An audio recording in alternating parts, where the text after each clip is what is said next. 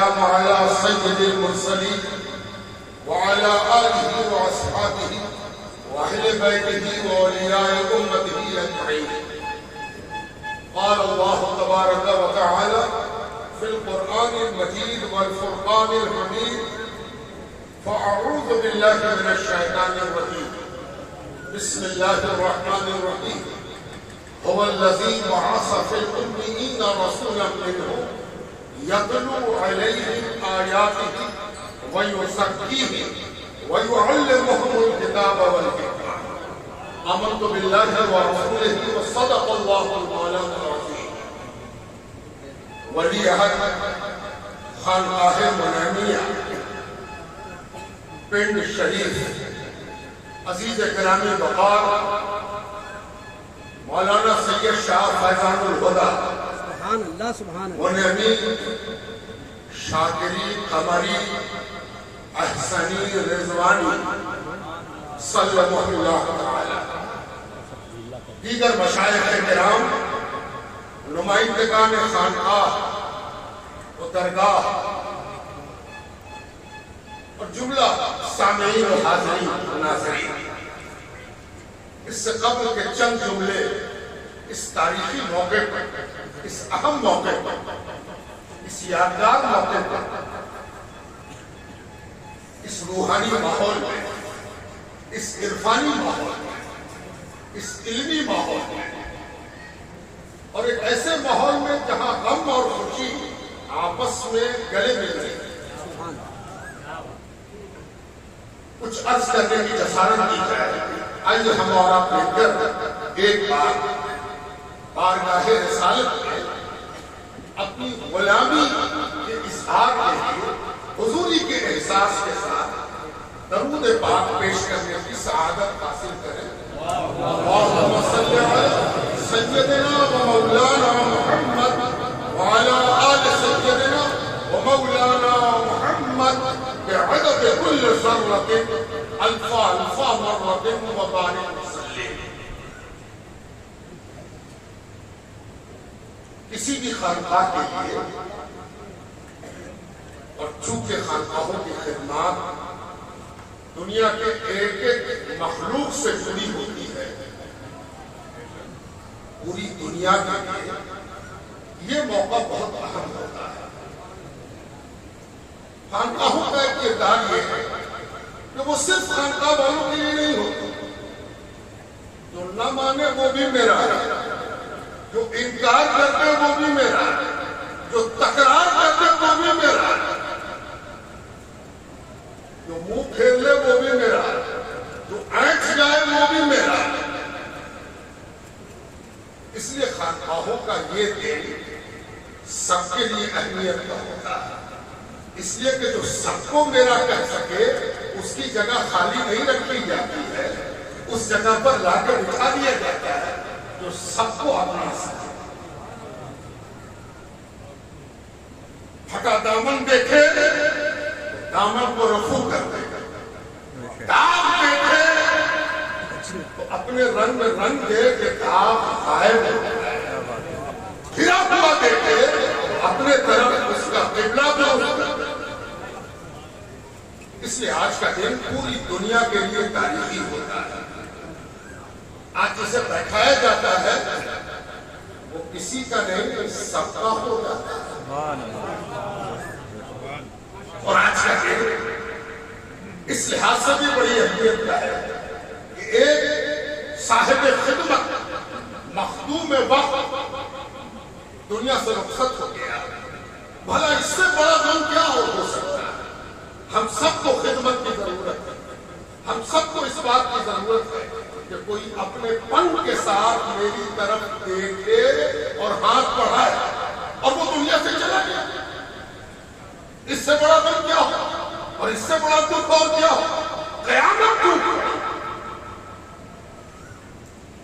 لیکن اس دکھ کا مداوع دنیا کی کوئی طاقت پوری نہیں کر سکتی، مداوع پورا نہیں ہو سکتا، علاج نہیں ہو سکتا، بدل نہیں ہو سکتا، سوائے اس کے کہ جو گیا ہے اس کی جگہ پر اسی عزم و حوصلے کے ساتھ اسی کا بٹھایا ہوا سامنے آیا۔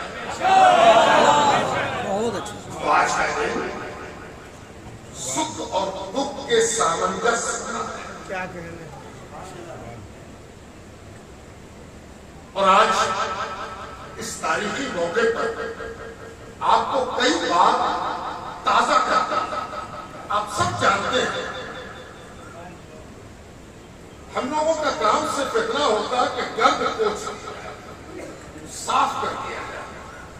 اسکرین صاف ہو تو سامنے نظر آنے لگتا ہے, لیکن اسکرین پر اگر گرد ہو تو اسکرین رکھ کے بھی پیمانہ ہو. صرف گرد پوچھ. پہلے تو یہ جانیے کہ یہ خاندان بڑا قیمتی ہے. سبحان اللہ سبحان اللہ. اور یہ خاندان سادات کرام کا خاندان ہے اور اس نے بہت سی ہجرتیں کی ہیں.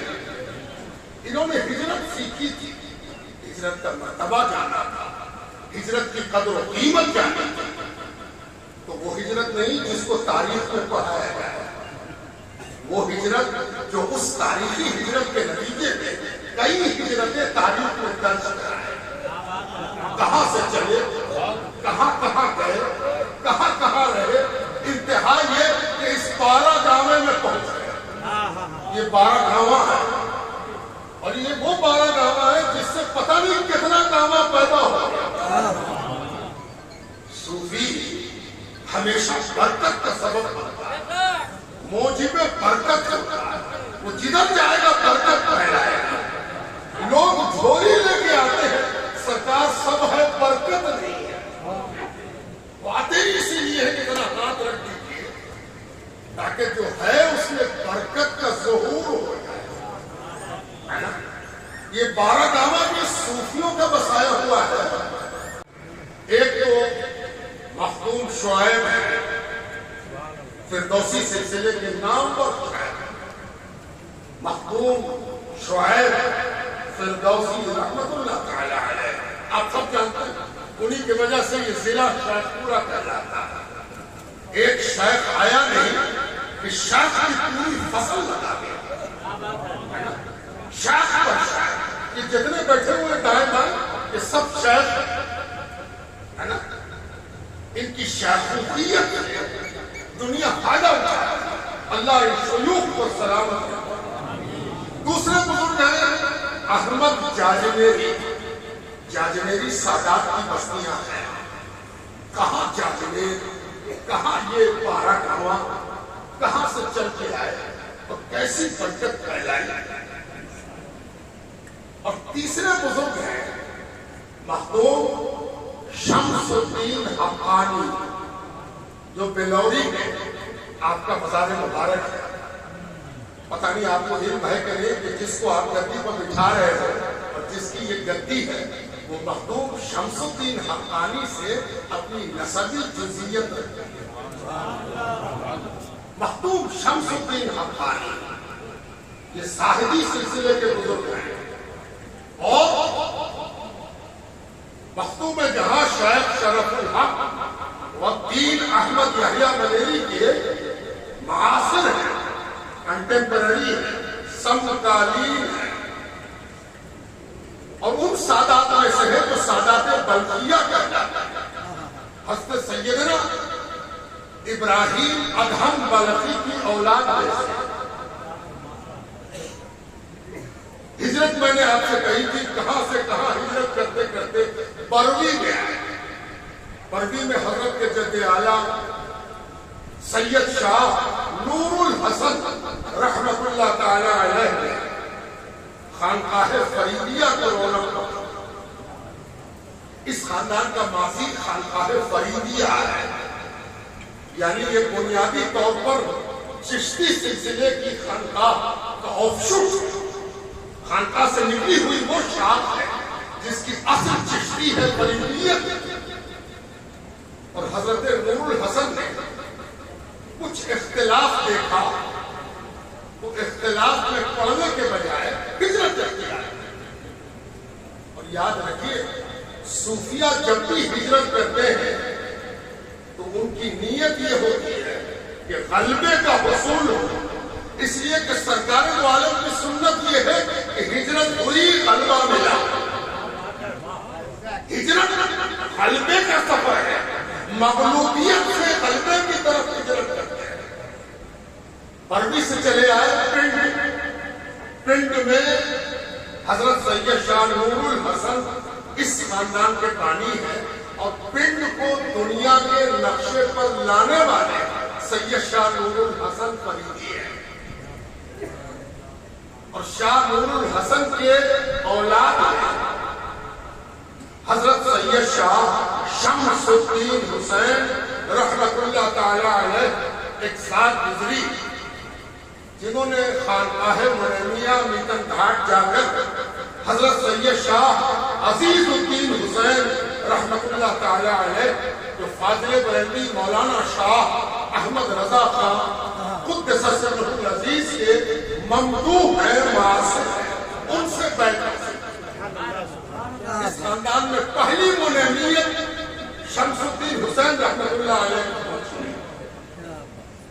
خانقاہ مرمیہ سے ان کا تعلق قائم ہوا، اور انہی کے صاحبزادے ہیں حضرت مولانا سید شاہ تاج الدین شاکر رحمت اللہ تعالی۔ نعرہ تکبیر، نعرہ رسالت، خاندان مصطفیٰ، خاندان پن شریف، جنہوں نے فریدی نسبت اور اپنے خاندان کی تجدید نبی کرن کیا، نشد ثانیہ کی، یہ حضرت تاج الدین شاکر کا لگایا ہوا باغ ہے، جس باغ کو انہوں نے اس خوبصورتی کے ساتھ لگایا ہے کہ پتہ نہیں کتنے قلم یہاں کے درختوں سے تراشے گئے، اور اس قلم سے نیا نیا باغ بنتا چلا۔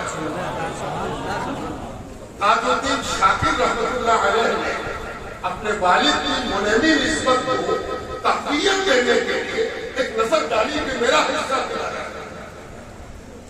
جب کوئی کہیں کسی خانقاہ سے وابستہ ہوتا ہے تو وابستگی دراصل حصے کی دلیل ہوتی ہے۔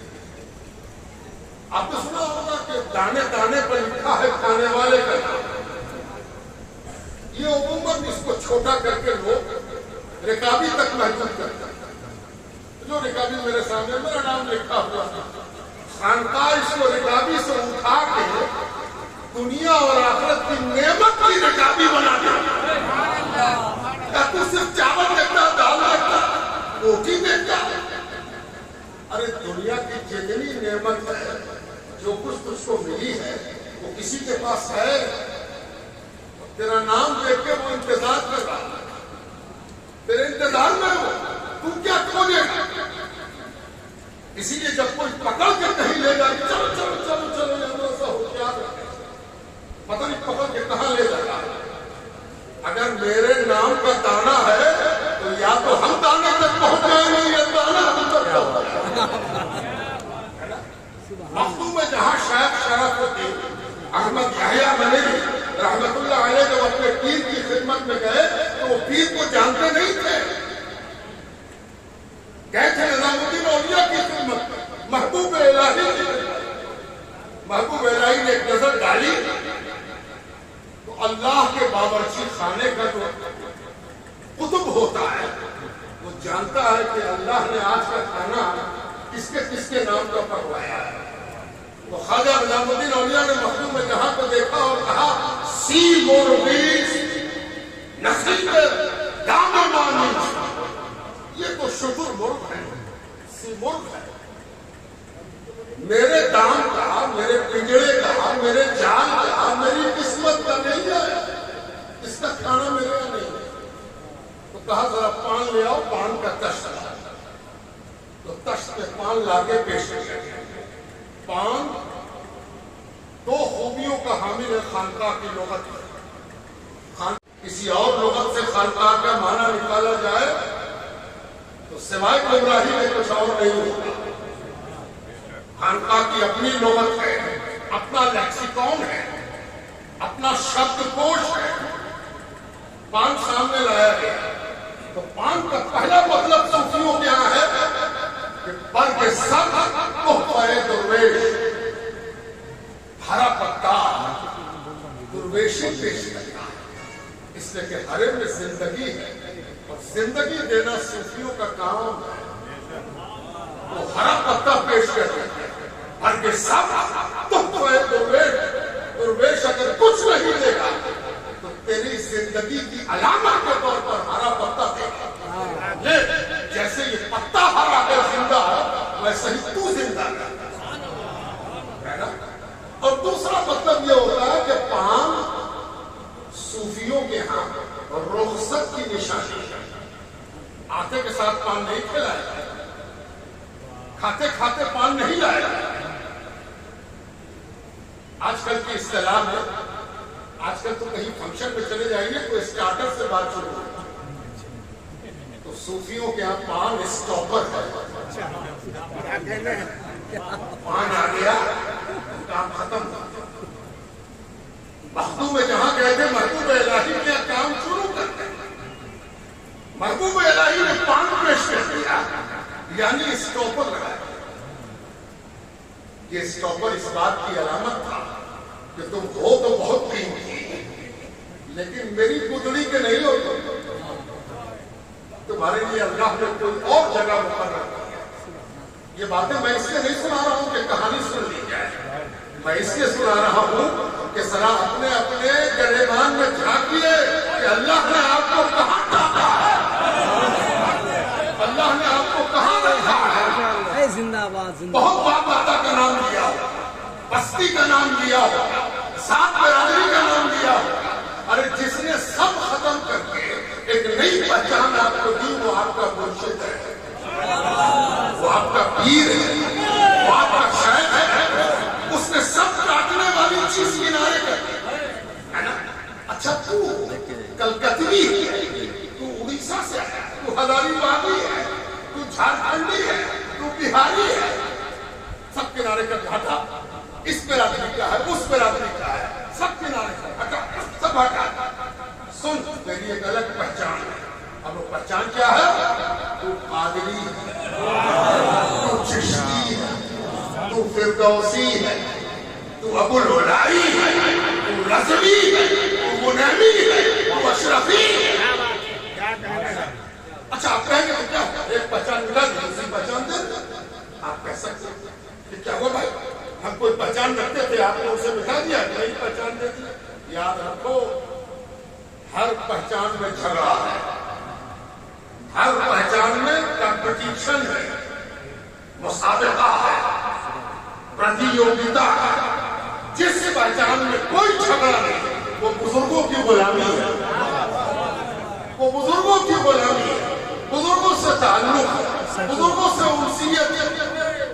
حضور صاحب سجادہ مخدوم جہاں شیخ شرف الدین احمد یحییٰ ملک جناب حضور مولانا سید شاہ سیف الدین فردوسی کی تشریف آوری ہے. جس طرح بہار کی بازی علماء کے حوالے سے سجے یا صوفیہ کے حوالے سے, دانشوری کے حوالے سے سجے یا فخر و تصوف کے حوالے سے, مخدوم جہاں شمع محفل فخر ہے, شمع محفل علم ہے. مخدوم جہاں کہ صاحب سجادہ اسی نسبت سے ہم سب کے سروں کا تاج ہے. ہم نسبتوں کے قدردان ہیں, نسبت پر امیدوار ہیں, نسبت پر خاتمے کے طلبگار ہیں. مخدوم جہاں قربان پیش ہے. اب چلے رخصت ہو گیا, حضرت لغت جانتے ہیں, پوری زندگی گزاری ہے خانقاہ میں سمجھتے ہیں. باہر نکل گئے مخدوم الہی نے اجازت نہیں, باہر نکلے تو بڑے بھائی ساتھ تھے, انہوں نے مشورہ شیخ نجیب الدین فردوسی کی یہاں پہ چلا گیا.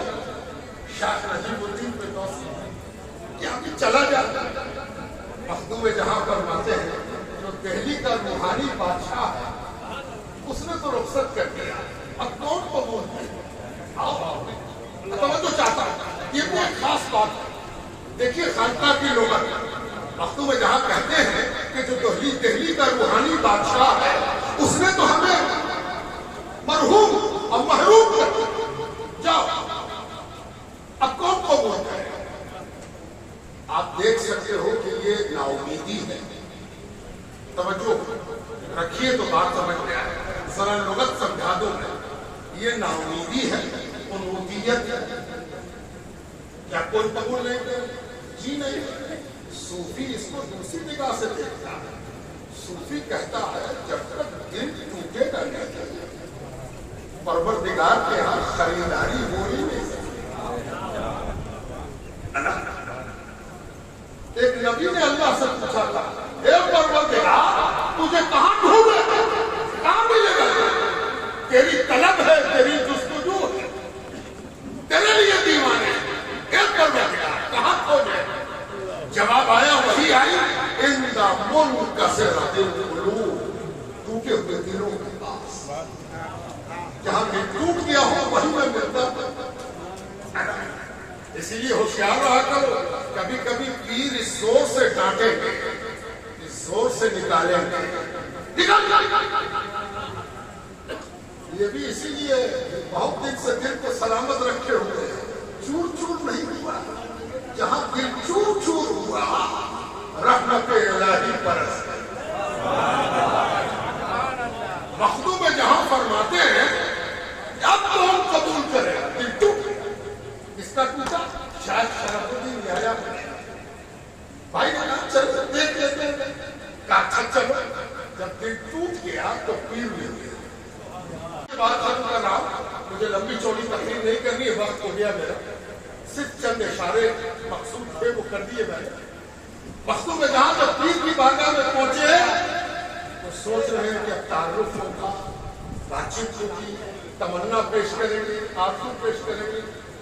پیر نے دور سے دیکھا آؤ ہاں ہم سونار گاؤں میں پڑھا مریض میں پیدا ہوئے یہ ہم کو کیسے جانتے ہیں کیسے پہچانتے ہیں ہے نا. عالم جب بھی کسی چیز کی جانکاری کا دعویٰ کرے گا تو کسی کتاب کا حوالہ دے گا کسی قوم کے قائل کا نام لے گا کسی فتوے کا حوالہ دے گا کسی شرع کا حوالہ دے گا کسی حاشیے کا حوالہ دے گا. یہ بغیر حوالے کے حضرت نے کہا آگے بڑھے تو مخدوم جہاں فرماتے پہلی بار پیر کپ کپا گیا دل میں ایک سوچ پیدا ہو. کہا کہ ارے محبوب الہی کی بارگاہ میں گئے تھے کوئی اثر نہ. ایک بات اور سمجھ گیا جہاں تیرا لائن جڑا ہوا ہے وہیں سے تیرا بل پہلے گا اور جہاں سے تیرا لائن جڑا ہوا نہیں ہے وہاں تو آزماتا رہا اپنے بل کو اپنے ٹیوب کو.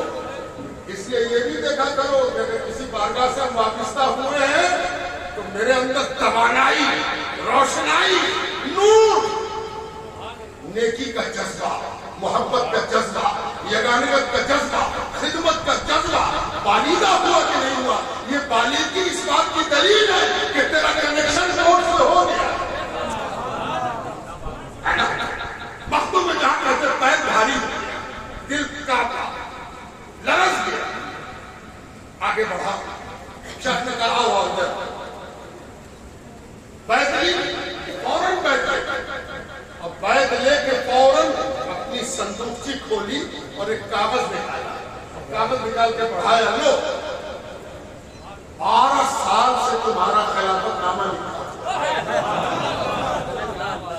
12 برس ہوئے کسی نے کسی نے وہ کسی نے ہے نا. بھلا علم غیب پر وہ مناظرہ نہ کرے تو کون کرے جو اس بات کا قائل ہے 700 برس بعد نہیں کوئی 12 برس پہلے آنے والے کا نام لکھوا دیتا ہے. تیرے پاس کوئی اور دلیل ہوگی تو رکھا کر دلیل. میرے لیے تو یہی دلیل کافی ہے کہ 700 برس بعد نہیں 12 برس پہلے جو علم حقیقت کا ہوتا ہے اس کو زمین پر اترنے میں 12 سال لگ جاتے ہیں. اب مخدوم میں جہاں کہتے حضور ابھی تو الف بے بھی نہیں سیکھا ابھی تو الف بے بھی نہیں سیکھا. ایک بات اور ذہن میں رہے نصاب پورا کر کے مخدوم میں جہاں آئے ہیں کوئی کتاب علم دین کی ایسی نہیں ہے جو اس وقت تک وجود میں آ چکی ہو اور مخدوم میں جہاں کی نظر سے نہ گزری ہو. اس کے باوجود جو ہم رہے ہیں اس سے پتا چلا کہ جہاں علم تمام ہوتا ہے وہاں سے خانقاہ شروع ہوتا ہے. جہاں علم کی انتہا ہوتی ہے وہاں سے روحانیت کا آغاز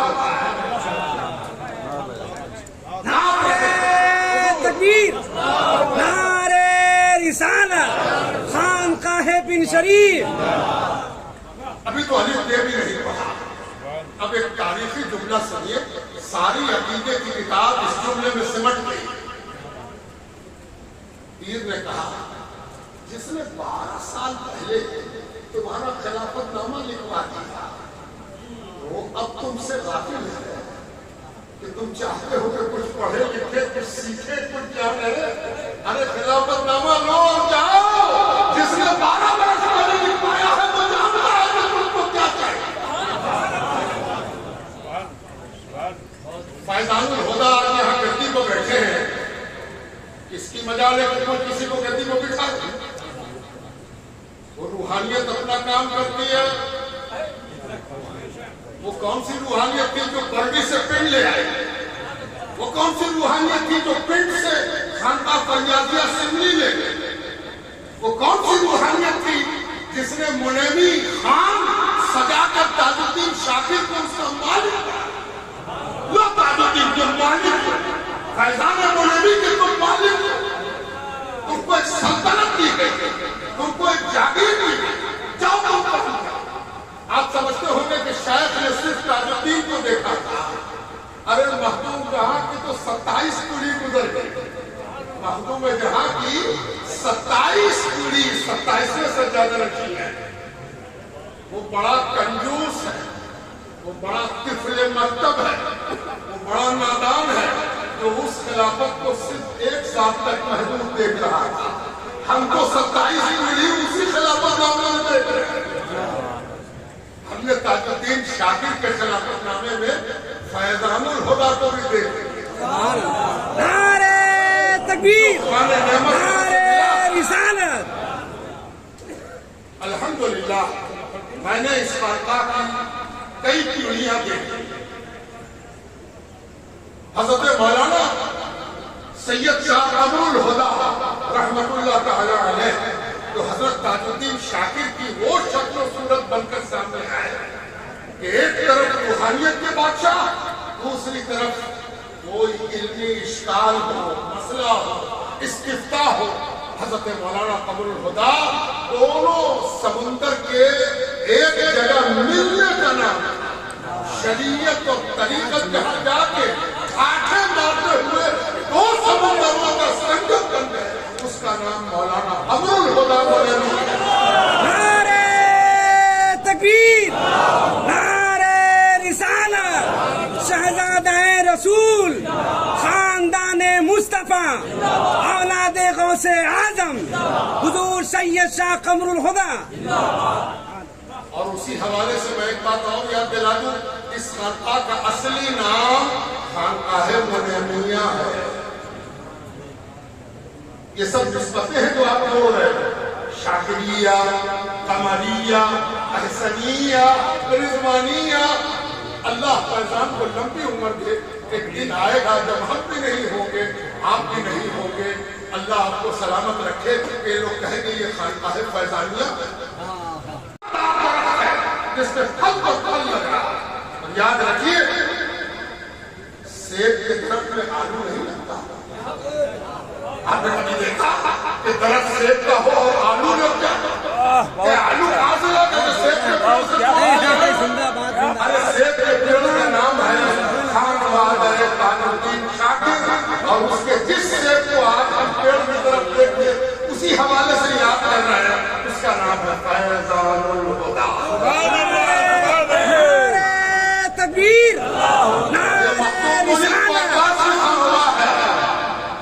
اور مخدوم منیب پاکباز کا فیضان ایمانداری کے ساتھ, تحقیق کی خوشبو کے ساتھ جب جب اس کا جائزہ لیا جائے گا تو پتہ چلے گا کہ مخدوم منیب پاکباز کا سب سے بڑا کنٹریبیوشن یہ ہے کہ وہ جب اس روئے زمین پر سرکار دو عالم کے حکم سے اپنی ولایت کے تاجدار ہوئے, تب سے انہوں نے پتہ نہیں کتنے کو زندہ کیا. 700 سال پرانی خانقاہ, چولہا موجود, آٹا موجود,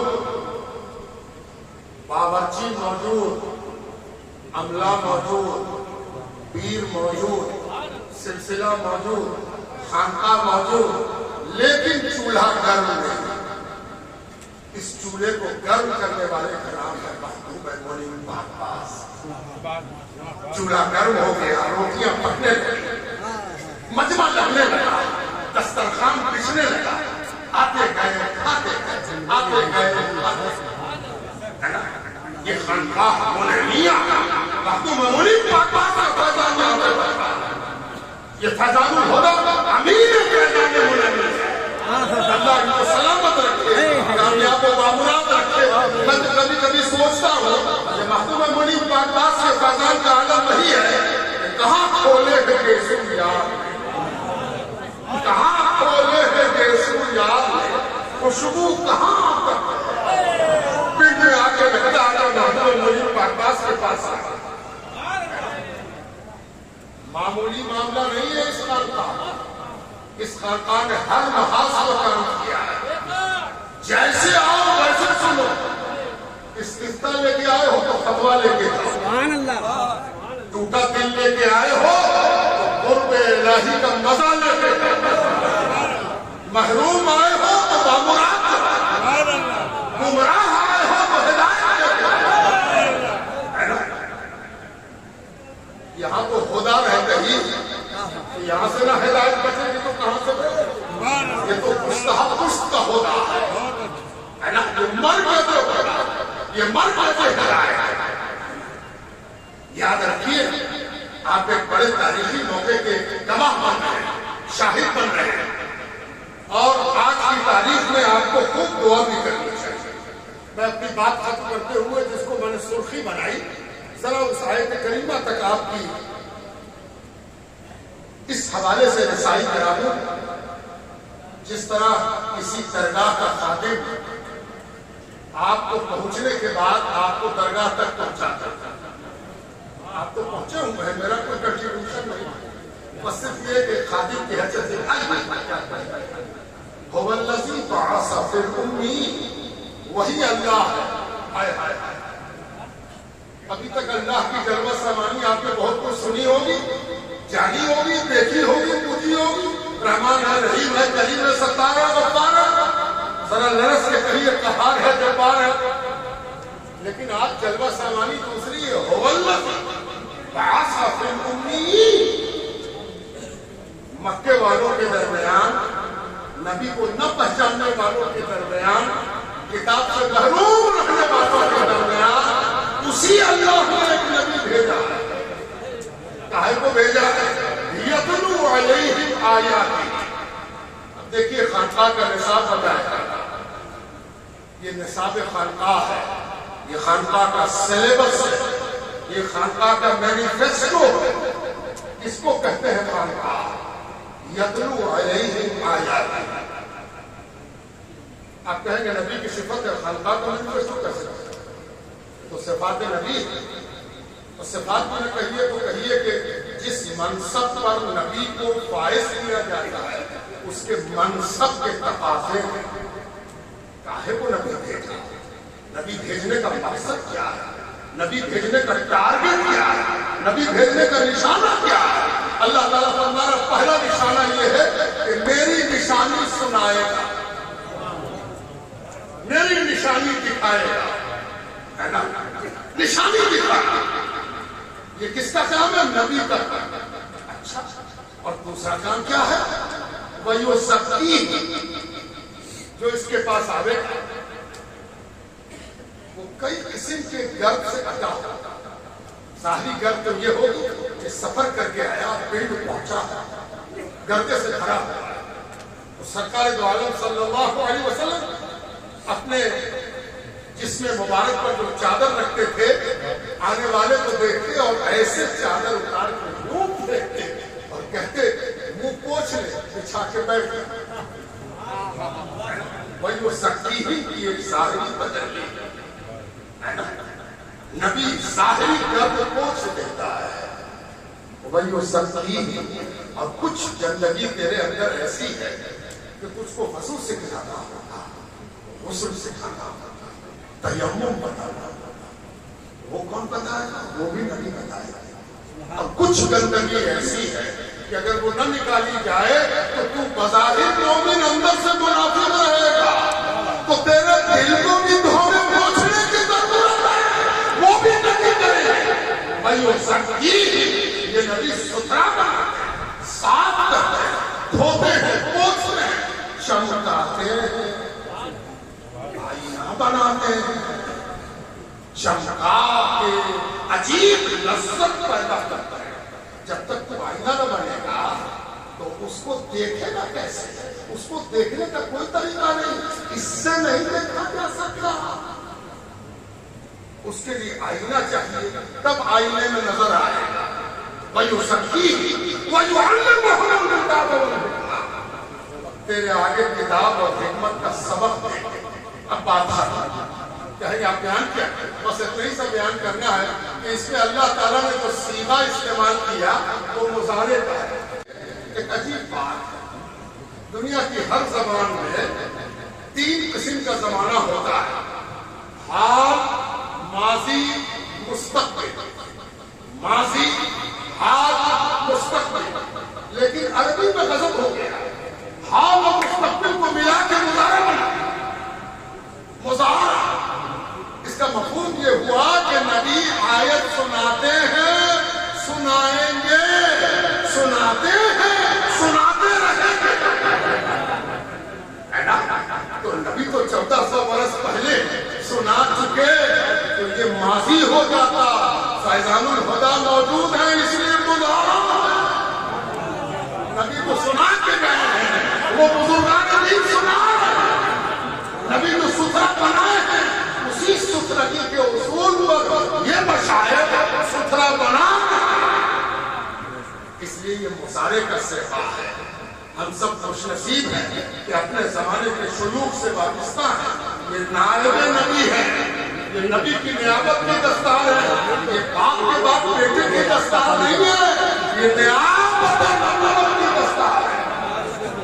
اللہ تعالیٰ فیضان الہدیٰ کو مبارک فرمائے، ہر آفت و بلا سے محفوظ رکھے، فیضان کو اسم بات و سمبا بنایا، فیضان کو ایسا بنایا کہ کبھی ادھر سے کوئی دیکھے تو کہے تاج الدین کا فیضان، ادھر سے دیکھے تو کہے قمر الہدیٰ، ادھر سے دیکھے تو کہے احسن الہدیٰ کا فیضان ہے، اور پیچھے سے دیکھے تو کہے کہ یہ تو رضوان کا فیضان ہے، رضوان تک پہنچائے گا۔ وَمَا عَلَيْنَا إِلَّا